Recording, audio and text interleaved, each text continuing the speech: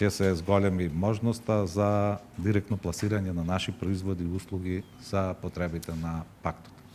Председателе, нема сега ако влезе. Готово, мора да влезе. Не знам, ние трбинава држиме за да не убедите. Ќе видиме на крајот реакциите какви ќе бидат. Една од придобивките не е само што НАТО ни ја гарантира безбедноста, мирот, стабилноста, кое што е најважниот предуслов Најважно за бизнес. за бизнисот. Така е. Има една убава придобивка овде. Имаме право како членка да партиципираме во саплајмент, односно набавките, набавки. кои што НАТО ги прави. Тоа ни следува членството. Јас лично разговарав со генералниот секретар. Бројките се многу убави. И тоа отвара убава трговска можност на многу домашни компании да влезат и да заработат, да профитират и да секако има придобивки од нашето членство и конкретни, прагматични во делот на бизнисот.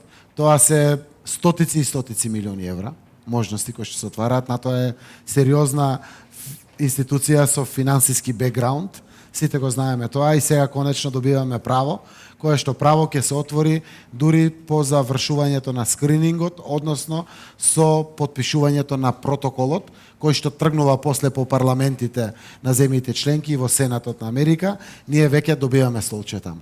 Од нашето добивање на столче, ако сме подготвени да ги зголемиме нашите мисии директно, и економски, и дипломатски во НАТО, а тоа ни е обврска, толку побрзо ќе ги враќаме информациите назад према коморите и према бизнисот, за да може да ги отвориме и практично вратите, да пенетрираме со право кое што ни следува на нашите компании во сето она што значи потрошувачка на НАТО.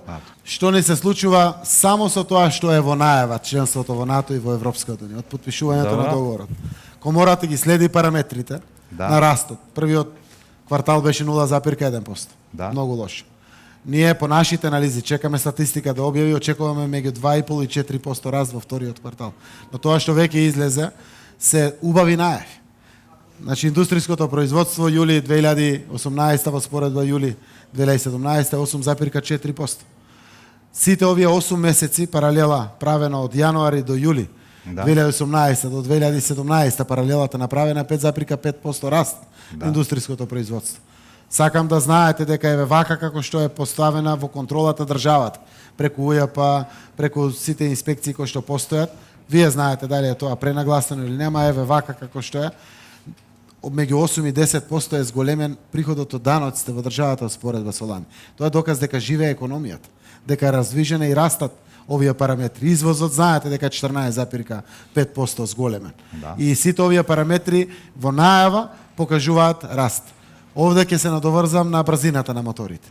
Имаше Македонија 2%, 5%, 3%, 4%, реформи вакви, реформи онакви. И еве 27 години, веројатно испробавме се. Мора да направиме, јас го викам квантен скок.